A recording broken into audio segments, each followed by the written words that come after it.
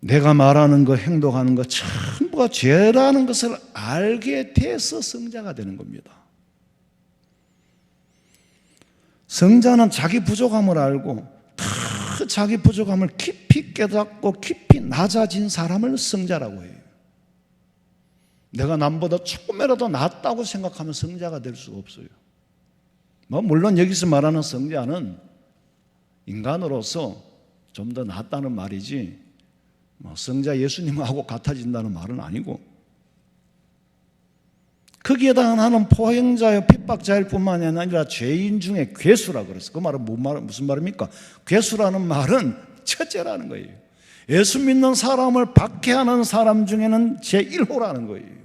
예수 믿는 사람 돌로 쳐 죽인 데 앞장선 거 제1호라는 거예요. 첫째라는 거예요. 자기가 그렇게 자기를 고백합니다. 내가 첫 번째 죄인인데 누구를 정죄하겠느냐? 이것이 바울 자기를 본 모습이에요. 여러분, 우리의 모습은 우리가 볼 수 없잖아요.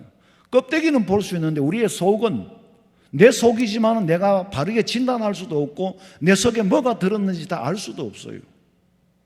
내가 상황이 바뀌면 어떻게 변할지 나도 몰라요. 저 사람이 상황이 바뀌면 어떻게 될지 나도 몰라요. 옛날에 우리 교인들끼리 동업을 하려 하는 걸 내가 절대로 하지 마라 그랬거든. 남과 남으로서의 관계하고 나와 이 사람과의 관계에서 무슨 일이 있을 때의 사람하고 전혀 다릅니다. 전혀 달라요. 그러니까 옛날 어른들이 열 속 물 깊이는 알아도 한자도 안 되는 사람 마음 모른다고. 나하고 우리 안철모 집사님하고 사이가 좋아요. 근데 돈을 빌려줘 봐야 알아. 안 그러면 안 집사님이 돈이 많아 봐야 사람 됨을 알아. 지금 별로 돈이 없잖아. 아직 젊기 때문에. 그러니까 목사님하고 겸손한데 이게 또 복근이 떡 떼어놓으면 이제 목사님 안녕하십니까? 그 바울은 자기가 자기를 객관적으로 볼 수 있다는 거. 그래서 두 세계를 산다 그랬잖아요. 한 세계에 몸을 담고 있는 것은 너무너무 죄인이고, 그럼에도 불구하고 신부는 천국의 시민권을 가졌으니 나는 두 세계를 산다. 서대반을 돌로 치는 일에 앞장서서 자기 나름대로는 옳다고 한 거예요. 사람이 그러다고 하는 건 저 어떤 사람이 그런 짓을 하겠어요. 계획적으로 어떤 범의를 가지고 범죄할 의사를 가지고 죄를 하나님 앞에 짓는 사람 별로 없어요. 우리가 세상 사회는 도둑질을 할 계획을 하고 음모를 꾸미고 하지만은 하나님 믿음 안에서는 이것이 내가 잘하는 일인지 못하는 일인지를 모릅니다. 다 잘한다고 생각을 하고 하는 거예요. 바울도 율법을 지키는 사람이 예수가 가짜 예수라고 생각을 하니까 그 가짜 예수를 죽이는 일이 자기로서는 당연하다고 생각한 거야.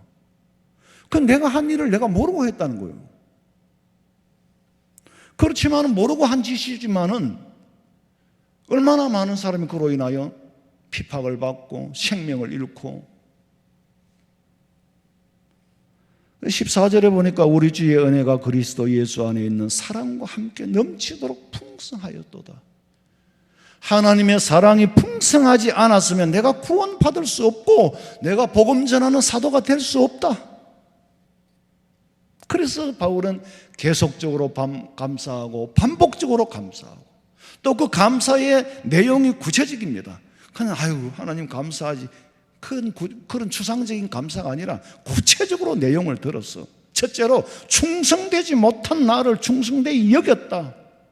충성돼서 충성되이 여긴 게 아니고 충성되지 못한 나를 충성되이 여겼다라는 말은 그래도 너는 나쁜 마음을 가지고 하지는 않지 않았냐. 다만 모르고 한 일이지. 예수님을 가짜 메시아라고, 영안이 어두우니까 메시아인 줄을 몰라보고 가짜라고 따라다니며 핍박하고 박해하는 것은 자기로서는 당연하다는 거지. 그러니까 네가 충성을 하는 마음은 내가 알겠는데 그 충성에 대한 대상은 틀렸다는 거예요. 그래서 바울이 또 값을 안 받느냐? 자기가 매를 친 만큼 매를 받고, 자기가 박해를 한 만큼 자기도 박해를 받고, 남의 생명을 위협한 만큼 생명의 위협을 받고 결국에는 순교를 한 거잖아요. 그 일을 할 수 있었던 것도 16절에 보면 오래 참아주사, 오래 참으사. 하나님이 내가 이런 일을 하도록 돌아서기까지 오래 참아주었다는 거예요. 죄를 지을 때도 참아주었고, 원수 되었을 때도 참아주었고, 참아주어서 내가 사도가 될 수 있었다는 거죠. 내가 오만방자하게 놀 때에 야 이놈아 하고 꿀밤만 하는데 줘버려도 끝나는 거예요. 그런데 하나님께서는 사도를 사람 만들어서 사도로 쓰시고, 그 대신에 바울이 지은 죄에 대해서는 그대로 대가를 받고 마지막에 신분은 구원받는 사도의 신분으로 옮겨준 거죠. 그것만 해도 어디요? 당연하다는 거예요. 내가 매를 쳤으니까 40에 하나 감한 매를 나도 맞았고, 내가 핍박하고 박해를 했으니까, 내가 남을 돌로 쳐 죽였으니까 나도 죽어야지, 주를 위하여. 사랑의 제일 큰 표현이 뭐냐면 참는 거예요. 자식들을 키우면서도 참잖아요. 왜? 사랑하기 때문에. 그리고 그의 장래를 보고 그에게 희망을 포기하지 않기 때문에 부모님은 참는 거예요.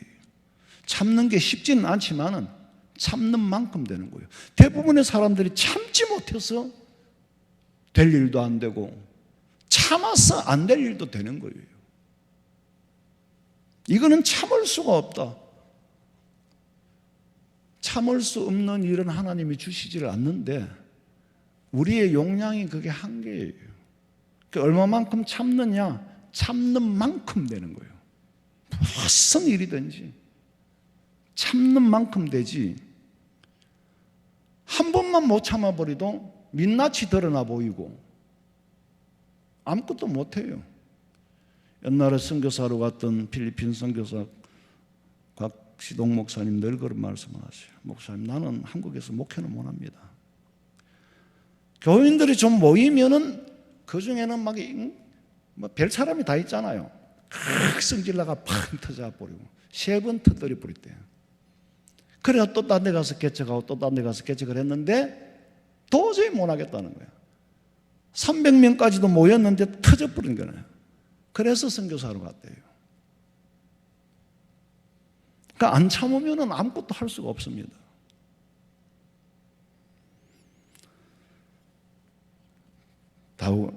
다윗도 하나님이 참으신 거지 자기가 스스로 돌아선 건 아니거든요. 예수님이 십자가에 돌아가셨는데 그 예수 믿는 사람 예루살렘에서 박해를 하니까 도망을 갈 수밖에 없잖아요. 그래서 터키까지 도망을 가고 가까이는 시리아까지, 시리아 다마스커스, 다메섹까지 도망을 갔는데 거기까지 따라가서 예수 믿는 사람 잡아오려고 하다가 가던 도중에 그래서 다메섹 도상에서 부활하신 예수님께서 바울에게 나타나셨잖아요. 그래서 예수를 만난 거예요. 주여 니시나이까? 나는 네가 핍박하는 예수다. 거기서 예수님 만나고 변화여 새 사람 돼서 회개를 한 것이 아니라 회심을 베풀었죠. 회개는 예수 믿으면서 짓는 죄를 우리가 회개를 하는데, 회심이라는 것은 유대교에서 완전히 돌아서 버린 거예요. 이쪽에서 봤을 때는 회개는 간첩이에요. 회개는 배신이거든요. 죄에 대하여 배신이에요. 네가 핍박하는 예수다. 그때까지 하나님이 참아주신 거지. 다윗은 시편 103장 8절에 여호와는 자비로우시며 인자하시고 은혜로우시고 노하기를 더디하시는 분이다. 두 번째는 하나님의 선택입니다. 그냥 추상적으로 감사한 게 아니에요. 하나님이 나를 사도로 선택해 준 것 자체가 감사라는 거예요. 여러분이 이 세상에 이렇게 많은 사람 중에 하나님 앞에 선택받은 여러분이 감사가 없다면 그거는 교만이에요. 요한복음 15장 16절에 너희가 나를 택한 것이 아니라 내가 너희를 택하여 세웠다. 하나님이 나 같은 죄인을 택해 주셨으니 얼마나 감사합니까? 예? 택해 주셨다는 거, 이건 내가 할 수 있는 게 아니에요. 택함 받는 거는. 택함을 받았다는 거. 조는 사람도 택함을 받았고 안 조는 사람도 택함을 받았고, 내가 이렇게 조는데도 불구하고 택함을 받은 건 얼마나 큰 은혜예요. 근데 그 은혜를 모르면은 이제 배신이지, 이제 배신.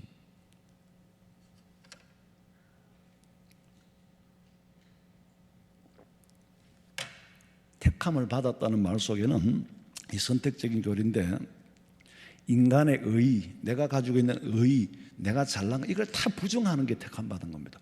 당연히 나 같은 사람 택함 받아야지. 그게 아니에요. 당연히 나 같은 사람은 택함 받을 수 없는, 자기를 부인하는 자에게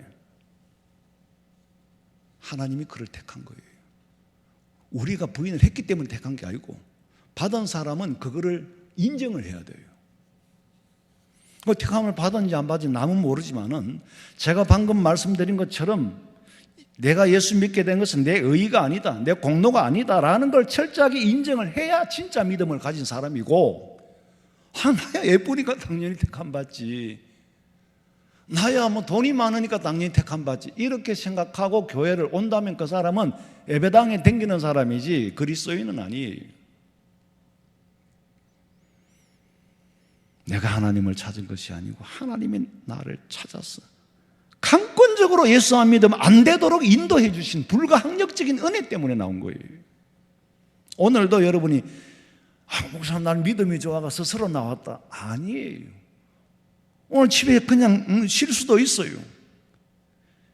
이제는 힘들지 않도록 막 가기 싫은 거 억지로 끌려 나온 게 아니고, 이제는 꼼짝 못하고 하나님이 인도를 저절로 하니까 나도 불편하지도 않아. 그게 매일 불편하다면 아직은 그리스도인이라고 말하기는 어려워요. 그리스도인이라는 말은 그리스도에게 속한 자를 말하거든. 그리스도에게 속한 자는 아내에게 속하고 남편에게 속하고 부모님에게 속한 사람은 가까이 가게 돼 있어요. 그러니까 여러분은 하나님의 자녀니까 별로 불편하지 않는 마음으로 스스로 오게 되는 거예요. 그러나 그 가운데는 하나님의 주권이 역사하고 하나님의 주도적인 은혜가 역사하는 거예요. 하나님께서는 우리 마음을 사로잡고 있고 하나님의 권세가 나를 다스리고 있기 때문에, 성령의 역사가 나를 다스리고 있기 때문에 그리스도인에게 속하여서 수요일이 되면 교회 오고 싶고 기도회가 오고 싶고 주일이 그리워지고, 그리고 바울이 감사의 세 번째는 충성되이 여겼다는 거죠. 피스테오스라는 말은 진실이라는 말인데, 네가 예수 믿는 사람 박해는 했어도 네 마음속에 진실은 하나님의 율법을 지키기 위해서 한 것이니 그를 진실하게 여겨줬다는 거죠. 사람들은 껍데기를 보고 나쁘다 좋다라고 말하지만 하나님은 그 중심은 보고 계셔. 저놈이 영안이 어두워가지고 예수 믿는 사람 잡아 죽이고 예수를 몰라봤는데 인간성 자체는 설문은 있는 놈이다. 왜? 지가 옳다고 생각하는 일은 죽도록 하니까. 그러니까 저놈에게 깨우침만 준다면은 설만한 인간이라는 거예요. 그게 진실을 인정해 줬다는 거죠. 여러분, 우리가 이 땅에 살면서요, 물질은 잃고 건강은 잃어도요, 진실이라는 것을 한번 잃어버리면 찾기가 대단히 어렵습니다. 내가 찾고자 해서 찾아지는 게 아니고 남이 믿어주지를 않는 거예요. 만약에 제가 거짓말을 했다, 그 거짓말 한 게 민낯이 드러났다, 그러면 진실하지 못해버리면은, 돈은 잃었었다고도 다시 찾을 수 있는데 건강도 잃었다가 찾을 수 있지만 진실은 회복하기가 대단히 어렵습니다. 사회생활을 하는데도 여러분 진실을 잃어봐요. 아무도 그 사람하고 상종도 안 하고 인정을 안 해줍니다.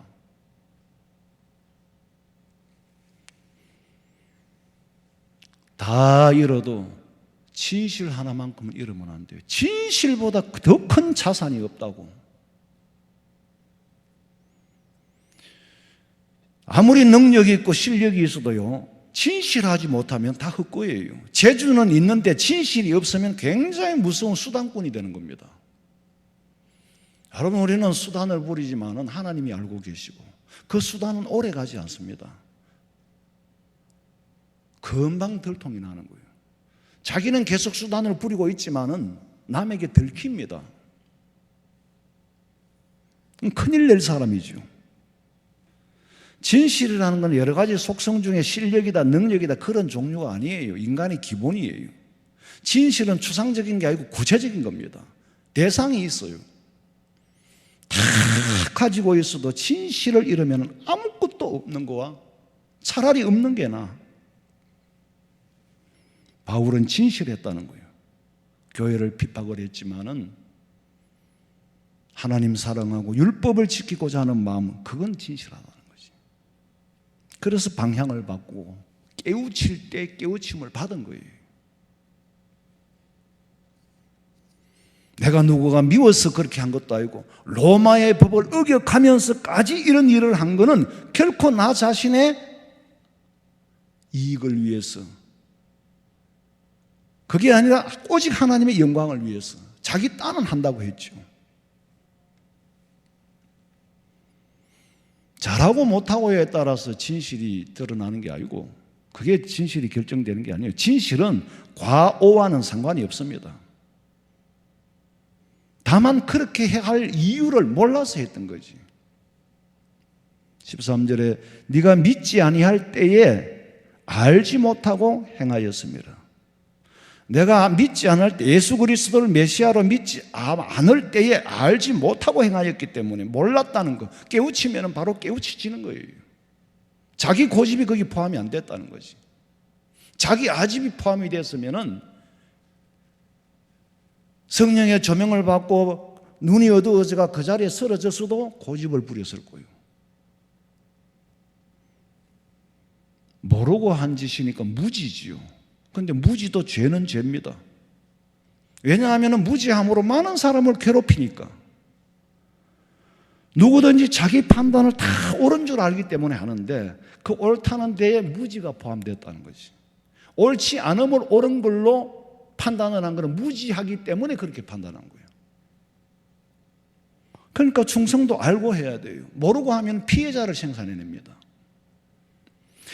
옛날에 무장공비들이 남한에 와가지고 막 무장공비는 그야말로 무장을 해가 와가지고 막 침투해가지고 막 한 동네 여학이 나타나 버리고 저기 한 개 나타나 버리고 막 무장공비가 한국에 10명만 여기저기 나타나 봐. 대한민국이 발칵 뒤집어져 봅니다. 간첩 하나 잡으려고 일개 해병대 사단 50사단이 다 와도 못 잡는 거예요. 그만큼 그게 무서운 거예요. 근데 그 사람은 김일성에 대한 충성심, 그리고 남조선을 미제로부터 해방시켜야 되겠다는 사명감, 그거를 철저하게 세뇌를 시키잖아요. 그러니까 자기는 모르는 거지. 모르고 하는 것이지. 김일성에게 충성하는 일이고 남조선을 해방시키는 일이라고 사명을 가지고 있으니까 옳은 줄로 알고 한단 말이에요. 그 진실성은 인정해야 되지만은 진실의 내용이 잘못된 거죠. 그런 사람이 무장공비가 김일성이한테 충성하면 할수록 더 많은 피해자를 만들어내고, 그러면서도 자기는 가해자인 줄 모른다는 거죠. 그런데 죄를 지으면서 죄인 줄 알면은 죄를 지을 마음이 안 생기고 죄에 힘이 없어요. 사람이 점점 사악해지는 것은 그것이 옳은 것인 줄 알기 때문에 고집을 부리는데, 그래서 바로왕을 보고 하나님은 뭐라 그랬어요? 악하다 그랬어요. 포악하다 그랬어요. 바로왕이 뿔이 나서 포악한 게 아니고 틀린 일에 고집을 부리는 거예요. 그러니까 결국에는 그 왕이 판단이 잘못서니까 장자들이 다 죽음으로, 하룻밤 사이에 전염병으로 죽음으로 인해서 이제 비로소 깨닫게 되는 거예요.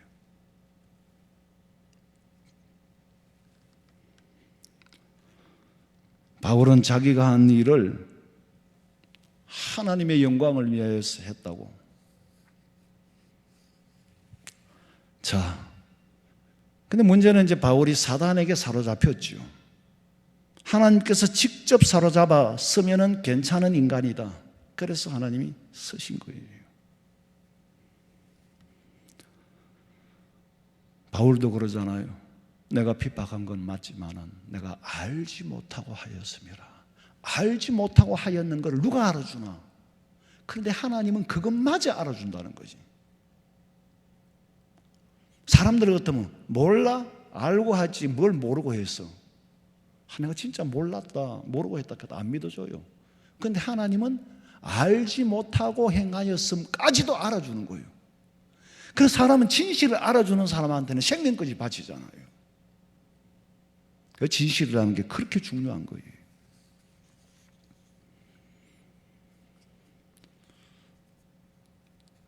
아무 비판 없이 진실로 받아주는 거. 애당초에 믿을 수 없다고 하면은 그거는 뭐 사랑도 아니고 그 다음부터는 무슨 말을 해도 소용이 없어요. 잘못하기는 해도 마음 한가닥에 진실이 있다는 거예요. 여러분, 우리가 이 세상에 믿음 생활할 때에 정말 나의 나대면 속에 한 가지는 가지고 있어야 돼요. 진실함은 갖고 있어야 돼요. 내일 변할지라도 오늘까지 진실해야 돼요. 진실보다 더 큰 자산이 없다니까. 아무것도 가진 거 없어도 사람이 진실하면 하나님께서 누구를 보냈어도 도와주고 누구를 보냈어도 서게 하는 거예요. 아무리 능력과 실력을 갖추었어도 진실이 없으면 그만 상종하기가 싫어져요.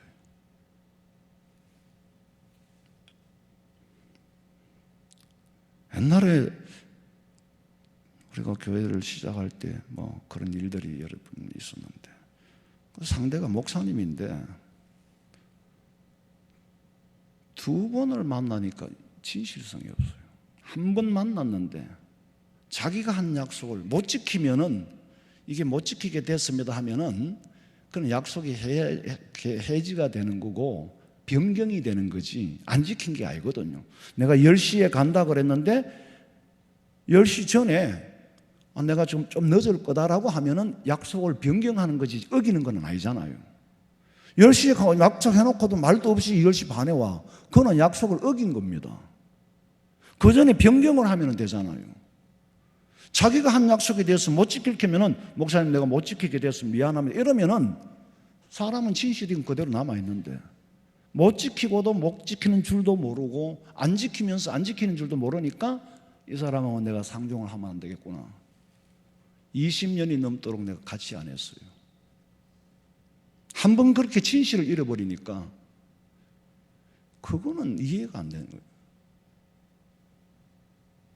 여러분, 사람은 몰라줘도 하나님은 바울을 알아주었듯이 여러분의 진실을 하나님은 알고 진실한 사람은 절대 손해보지 않습니다. 바울이 사람들은 네가 알고 죽였잖아. 그래도 하나님은 그 진실을 알아주는 거예요. 하나님은 진실을 알아준다니까. 그러니까 설사 사람 앞에 인정을 못 받아도 하나님 앞에 진실해서 칭찬받고 쓰임받으시기를 주님의 이름으로 축원합니다. 살아계신 아버지 하나님, 우리는 바울보다 훨씬 더 나쁜 사람인데 그래도 아버지께서 무엇을 보셨는지 하나님의 자녀로 선택해 주시고 아직까지 믿음을 잃지 않고 믿음을 지키려고 애를 쓰고 노력하며 나의 나된 것이 전부가 하나님의 은혜인 줄로 믿고 고백하는 진실한 그리스도인이 되기를 원하오니 성령께서 내 속에 내주하시어서 성령께서 하나님께서 아버지의 권세가 나를 다스리고 아버지의 권세가 가정을 다스리고 아버지의 권세가 직장과 사업장을 다스리고 아버지의 권세가 임하여 이 나라를 다스려 주시옵소서. 이 땅에 다시 오실 예수님의 이름으로 기도하옵나이다. 아멘.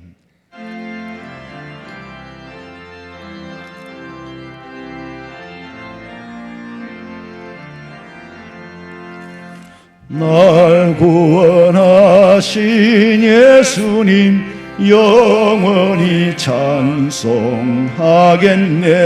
저 죄인 어서 주께 와 죄 사유하심 받으라. 구하라 주실 것이요 찾으라 얻을 것이라. 죄 중에 상한 영혼을 주 온전하게 하시네.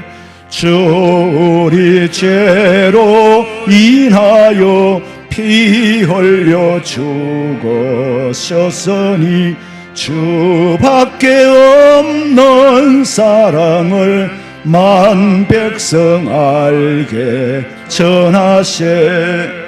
저 예수 사랑 못 잊어 나 항상 눈물 흘리네. 이 세상 어디 가든지 나 주만 생각합니다.